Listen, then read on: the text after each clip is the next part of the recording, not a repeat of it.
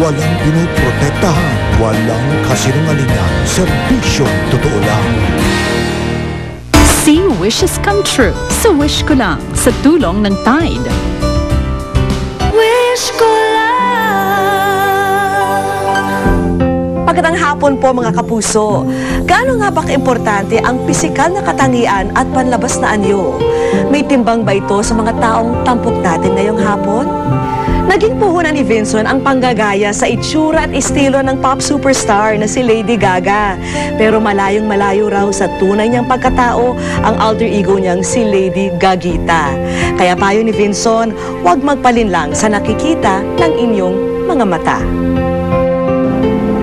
Culinary student, kitchen staff sa isang 5-star hotel, biktima ng karumal-dumal na krimen, isang handicap. Akalain niyo bang iisang tao lang ang aming tinutukoy? Kahit kasi naputol ang dalawang kamay ni Maricel, hindi naman niya isinuko ang pangarap na maging mahusay na chef. Sinukat ngunit kulang. Ganyan madalas ituring ang mga tao tulad ni na Obet at Angie. Minsan pa nga, hindi lang height nila ang minamaliit natin, pati kakayahan nila at tsansang magtagumpay, ini-small din. Big mistake, sabi nga ni Obet, dahil ang nagagawa ng malaki, kayang-kaya rin daw niya at minsan nahihigitan pa. Pakinggan natin ang kanilang mga kwento dito sa Wish Ko Lang.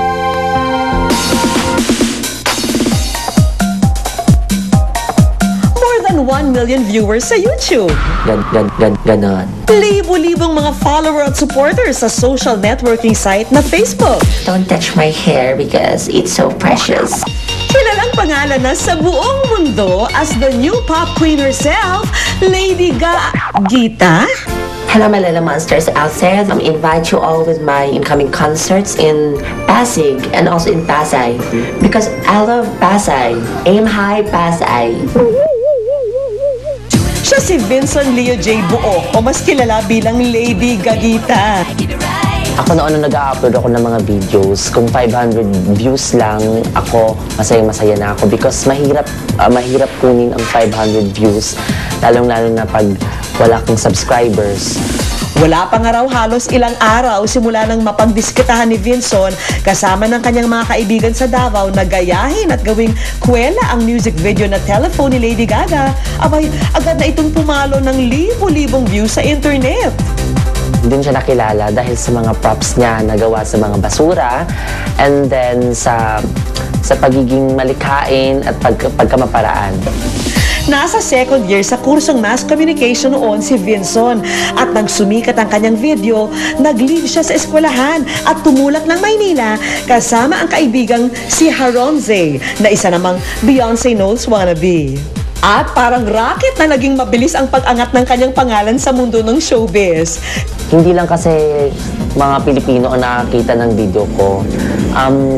Halos taga-ibang bansa, may taga-Cambodia, taga-Chile, taga-Argentina. Isinama niya kami sa kanyang shoot at gaya ng nakasanayan, kasama niya ang mga kaibigan sa paggawa ng MTV.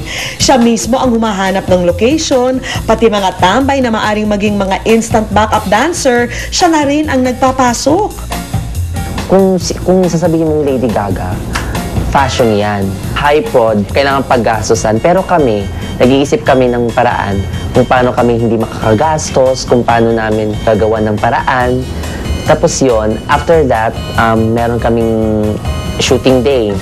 At syempre, ang pinaka-importante ay ang magaya ng husto ang itsura at kilos ng kanyang hinahangaang pop diva kahit malayong-malayo ito sa katauhan niya. Pinag-aaralan ko yung moves niya as well as the makeup.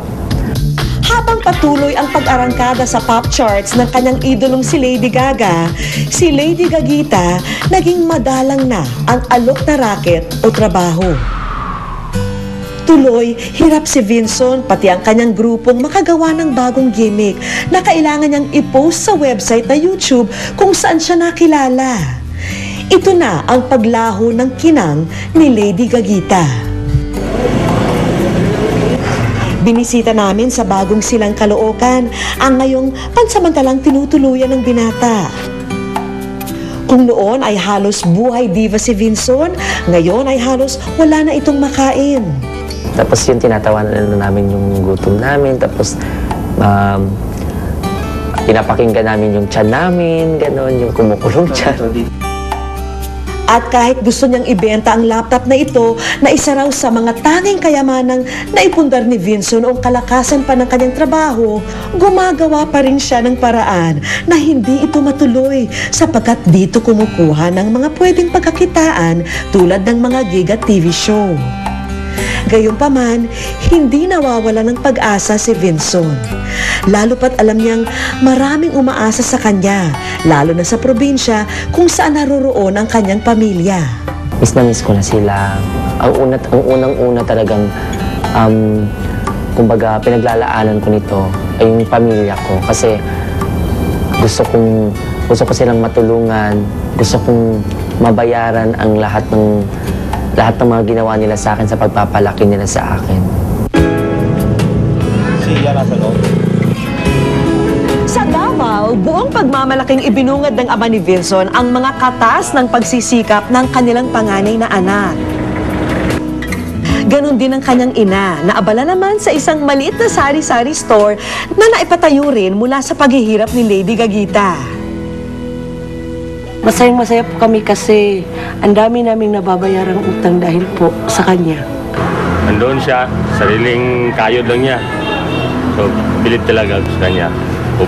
Sa katunayan po, nakapag-umpisa kami ng malit na negosyo. Gaya niyang, yung gasolina, yung mag-retail, yun. Tapos, dinagdag ko ng puhunan sa tindahan namin. Dahil po yun sa kanya. Yung paglabas niya, Lady Gagita siya, yung kita niya, binigay niya talaga sa amin yung buong-buo. Bagamat nitong huli ay di na raw nakapagpapadala ng pera ang anak, pilit pinapagalaw ng mag-asawa ang kanilang mga negosyo para pag-uwi raw ni Vinson ay makita pa nitong may narating ang kanyang pinaghirapan. Lalo pat nabalitaan nila ang mahigpit na sitwasyon ngayon ng kanilang panganay. Gusto mo umuwi dito sa Davao, umuwi ka na lang, anak. Alam namin, gusto mo talagang umuwi dito na sabi mo, gusto mo umuwi na marami kang pera. Huwag na lang, anak. Basta makakauwi ka lang dito, wala kang sakit. Okay na sa amin yun. Buong-buo ka pa rin. Okay na sa amin yun, anak. Mailat man ang magandang kapalaran para kay Vinson. Nagsasakripisyo at nagtitiis siya sa ngayon. Pero kung may oportunidad nga lang daw doon sa Davao, hindi na siya magdadalawang isip umuwi. Makapiling lang muli ang mga mahal niya sa buhay.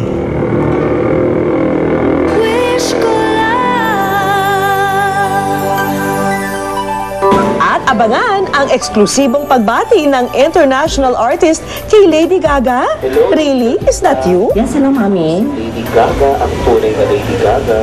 Anak naman, mag-aapat na taon ka nang nagkukulong dito sa bahay. Hindi ka ba man lang mamamasyal? Mamamasyal, Nay? Hindi ba yung tsura ko? Tingin lang sa akin ng mga ibang tao, abnormal. At tingin ko sa sarili ko, abnormal.